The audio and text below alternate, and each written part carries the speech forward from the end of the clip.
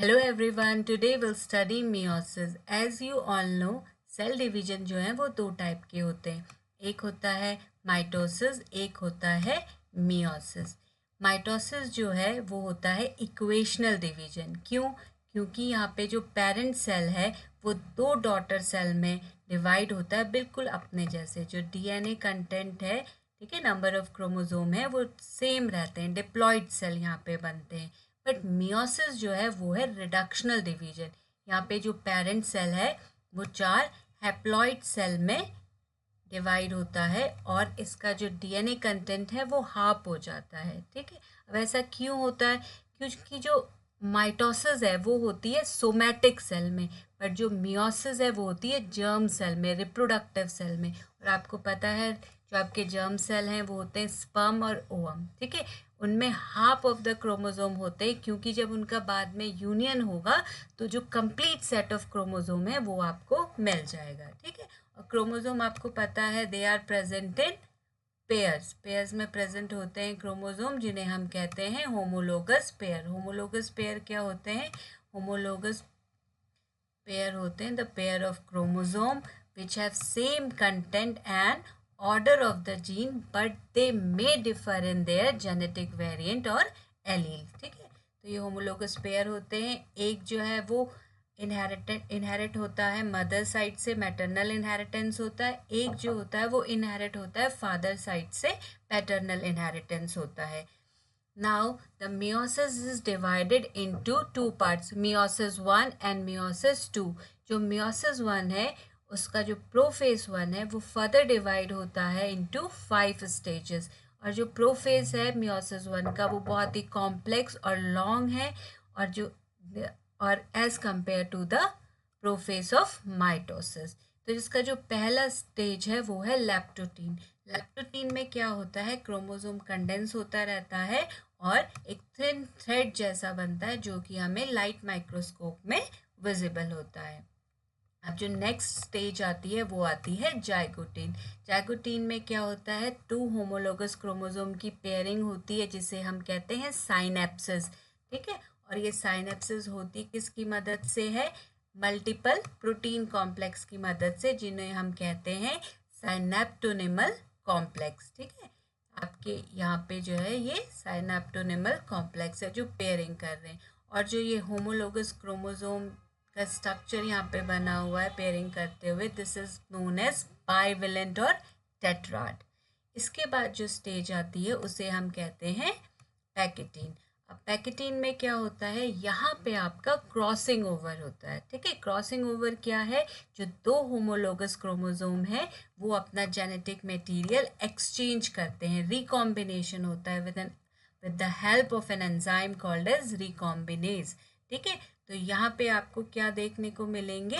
Recombinant nodules देखने को मिलेंगे, जहाँ पे क्रॉसिंग ओवर हुआ है बिटवीन टू होमोलोगस क्रोमोसोम। ठीक है, नॉन सिस्टर क्रोमेटिड्स जो है उनके बीच में जहाँ पे क्रॉसिंग ओवर हुआ है वहाँ पे आपको रिकॉम्बिनेंट नोड्यूल्स देखने को मिलेंगे। यहाँ पे जो ये टेट्राड्स है ये बहुत ही डिस्टिंक्ट अब दिखने लगते हैं।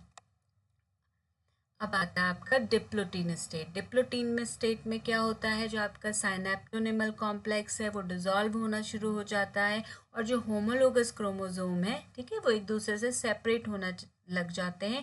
बस वो कहाँ पे अटैच होते हैं? वो वहीं पे अटैच होते हैं जहाँ पे क्रॉसिंग ओवर हुआ होता है, और एक एक्स शेप स्ट्रक्चर बनाते हैं। ठीक है, this is the X shape structure which is known as chiasmata. ठीक है, तो यहाँ पे आपका रिजोल्यूशन ऑफ साइनेप्टोनिमल कॉम्प्लेक्स हुआ है और कैजमेटा फॉर्मेशन हुई है। उसके बाद आता है डाइकाइनेसिस। डाइकाइनेसिस में क्या होता है? डाइकाइनेसिस में टर्मिनलाइजेशन होता है कैजमेटा का, और क्रोमोसोम यहाँ पे फुली कंडेंस हो जाते हैं। आपके माइटोटिक स्पिंडल जो है यहाँ पे असेंबल हो जाते हैं, न्यूक्लियस यहाँ पे डिसअपेयर हो जाता है, और न्यूक्लियर एनवलप जो है वो डिसइंटीग्रेट हो जाता है। तो ये थी मियोसिस 1 की प्रोफेज 1। ठीक है, दो में डिवाइड है, मियोसिस 1 और मियोसिस 2 में डिवाइड है।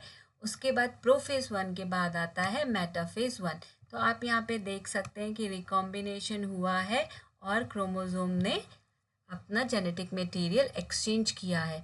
अब मेटाफेज 1 ऑफ मियोसिस और मेटाफेज ऑफ माइटोसिस में क्या डिफरेंस है, वहाँ पे आपने देखा होगा जो अलाइनमेंट हुआ है क्रोमोसोम का, ठीक है, वहाँ पे सिस्टर क्रोमेटिड्स का किनेटोकोर जो है वो स्प्लिंडल फाइबर से जुड़ता है। यहाँ पे आप देखेंगे जो बाइवेलेंट है, जो आपके होमोलोगस क्रोमोसोम है वो यहाँ पे अलाइन हुए हैं, ठीक है। और एनाफेज 1 में आपके देखेंगे कि जो सेपरेशन हुआ है वो होमोलोगस क्रोमोसोम का हुआ है, ठीक है, सिस्टर क्रोमेटिड्स का नहीं हुआ है, ठीक है। माइटोसिस जब आप देखते हैं तो सिस्टर क्रोमेटिड अलग होती हैं ड्यूरिंग एनाफेज। यहाँ पे क्या पहले आप अलग कर रहे हैं, पहले अलग कर रहे हैं होमोलोगस क्रोमोसोम। फिर आता है आपका टीलोफेज। टीलोफेज में न्यूक्लियर मेम्ब्रेन दोबारा से बन गई है, क्रोमोसोम कंडेंस हो रहे हैं, ठीक है। स्प्लिंडल फाइबर जो हैं वो डिसअसेंबली हो गई है। उसके बाद आता है आपका साइटोकाइनेसिस और आपके 2 डॉटर सेल यहाँ पे जो बने हैं, ठीक है। उसके बाद अब यहाँ से जो शुरू होता है प्रोफेज 1 प्रोफेज 2 मेटाफेज 2, ठीक है। यहाँ पे आप देखेंगे ये रिजेंबल करता है माइटोटिक डिवीजन को, ठीक है। यहाँ पे आप देखेंगे कि मेटाफेज में जो अलाइनमेंट हुआ है वो क्रोमोसोम का सेम है, बिल्कुल जैसे माइटोटिक डिवीजन में होता है। यहाँ पे आप एनाफेज में किसे अलग करते हैं, सिस्टर क्रोमेटिड्स को, ठीक है।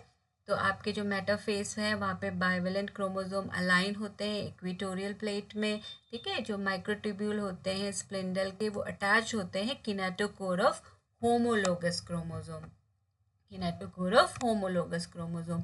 आपका जो एनाफेज है वहाँ पे कौन सेपरेट हो रहे हैं, होमोलोगस क्रोमोसोम, ठीक है। और जो टीलोफेज है वहाँ पे आपके दोबारा से न्यूक्लियर मेम्ब्रेन आ रही है, ठीक है, न्यूक्लियस रीअपेयर हो रहे हैं। अब ये जो मियोसिस और 1 का और मियोसिस 2 के बीच का जो पीरियड होता है, टाइम पीरियड है, ठीक है, the stage between 2 meiotic division is known as interkinesis. यहाँ पे कोई डीएनए रेप्लिकेशन नहीं होता है। नाउ मूविंग टू मियोसिस 2, ठीक है। मियोसिस 2 में आपका आएगा पहले प्रोफेज 2, ठीक है। प्रोफेज 2 में आपके जो क्रोमोसोम है वो कंडेंस हो रहे हैं, ठीक है। फिर आता है मेटाफेज 2। मेटाफेज 2 में आपके जो क्रोमोसोम है वो इक्वेटर पे अलाइन हो रहे हैं और जो माइक्रोट्यूब्यूल्स हैं वो किनेटोकोर से अटैच हो रहे हैं, किसके, सिस्टर क्रोमेटिड के, ठीक है। फिर सिस्टर क्रोमेटिड सेपरेट हो रही हैं एनाफेज 2 में। उसके बाद आपके जो टीलोफेज में दोबारा से न्यूक्लियर मेम्ब्रेन इन्वेलप जो है वो रीफॉर्म हो जा रही है। अब यहाँ पे जो साइटोकाइनेसिस होगी वो 4 हैप्लॉइड डॉटर सेल बनाएगी, ठीक है। यहाँ पे जो हुआ है रिडक्शनल डिवीजन हुआ है, क्यों, क्योंकि पहले हमने होमोलोगस क्रोमोसोम अलग करे, ठीक है, 2 सेल बनाए, फिर हमने सिस्टर क्रोमेटिड्स अलग करी और 4 सेल यहाँ पे फॉर्म हुए, ठीक है। See you in the next video.